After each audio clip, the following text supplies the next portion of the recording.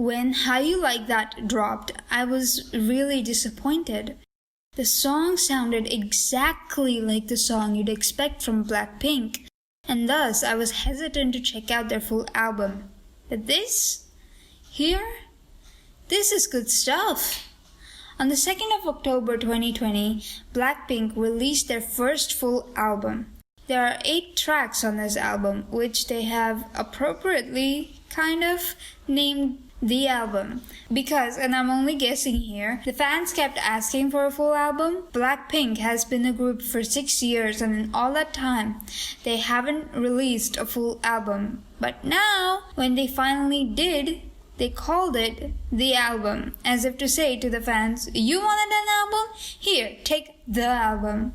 This is again reflected in one of the songs, Love to Hate Me, which we will go into that later. As a whole, the album is okay.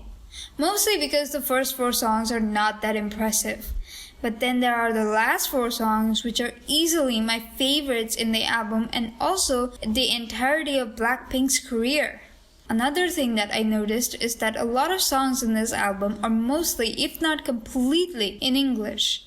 I guess they were trying to capture American audiences or something. So, starting with How You Like That. Like I mentioned before, this was a typical Blackpink song, nothing all that impressive. The structure, the lyrics, the instruments was all as would be expected from a Blackpink song. The music video is really good, but that is usually the case with Blackpink. The second track is Ice Cream featuring Selena Gomez. Let's just face it. This song might be kinda catchy in its chorus, but overall, it's just boring.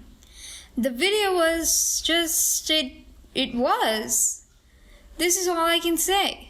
Having said that, it's nice to see Blackpink in a different color palette. They all looked so cute and it really seemed as though they were having fun here. Pretty Savage is good too, and like I said before, all the songs are good, but most of them, especially the ones in the first half, don't really stand out. Again, Pretty Savage is what a typical Blackpink song would sound like. There is this video by this YouTuber Mera, I think, where she analyzes the Blackpink cheat sheet, as I've started to call it, and how almost all their songs are the same song with different lyrics and different arrangements. So check out her video if you want to know more. Link in the card, I guess. I really liked how at the end the music kinda dies down and we had Jennie vocalizing Savage.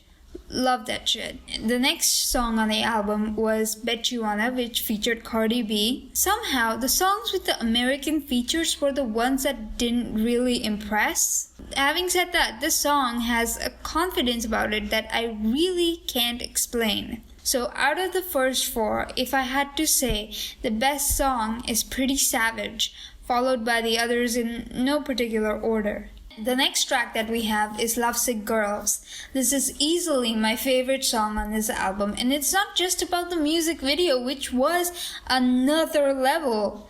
When I first heard of the release and saw the teasers, I knew this was going to be a great song. The girls look fantastic, and you can tell that they were having fun filming this. And this is just such a fun song, the kind you want to keep replaying over and over again. Apparently, Jennie and Jisoo have contributed to this track. I believe Jennie did some music production stuff and Jisoo wrote the lyrics. Now, we don't know which lyrics were hers, but the fact that the members contributed to this track like that just makes Lovesick Girls all the more precious. It is so nice to see Jisoo enjoying filming. Also, Rosé's pink hair. The pink hair. I don't know why, but pink hair and rosé are the best combinations ever. Crazy Over You is one of my favorite tracks on this album, and yes, this kinda does follow the Blackpink cheat sheet, and somehow, I don't care. Maybe it's the lyrics, or the production, or the fact that Jisoo is speaking English. Yes, she spoke English in Ice Cream, but that was a collab, it's a different thing, I don't know. But I love this song. And yes, I do hate the regular part. Like, seriously, couldn't you find a nicer rhyme? Is degular even a word? Somehow it seems like I've heard parts of this song in some Bollywood song, but I have no idea which one. Next we have Love to Hate Me.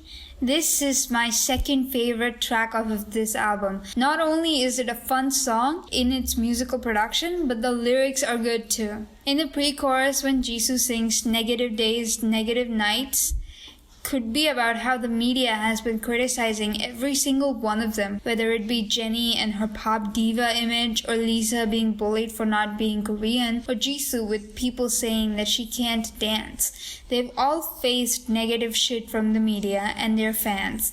And now Blackpink is telling them that the haters, have wasted all their time hating them while they have been going through life and keeping away from such negativity. And this, I've seen, is a common trend in K-pop where they criticize everything about a person to such a degree that it's no longer criticism, it's bullying. In the second verse, there is this line, "I'ma let you fade into the background. Baby, all my shows are getting too loud." Ergo, Blackpink haven't cared for what the haters say, and having focused on their work, they are now playing in bigger arenas, and even the big arenas, are filled to max capacity. So I just love this song, okay? You Never Know is a beautiful ballad, and ask anyone, I'm a sucker for ballads. The lyric, "The brighter the light gets, the longer my shadow gets."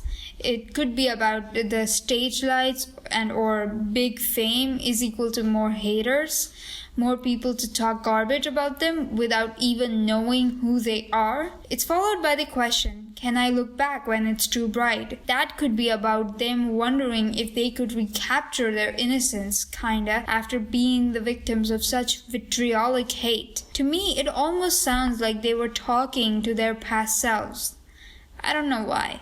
Okay? If you can contribute to the reason why I think that they were talking to their past selves, go ahead. The comments are your best friends.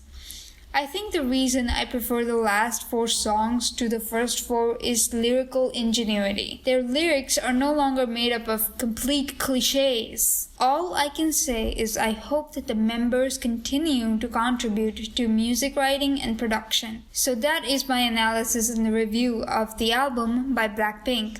I'll see you next time. Sending love. Toodles!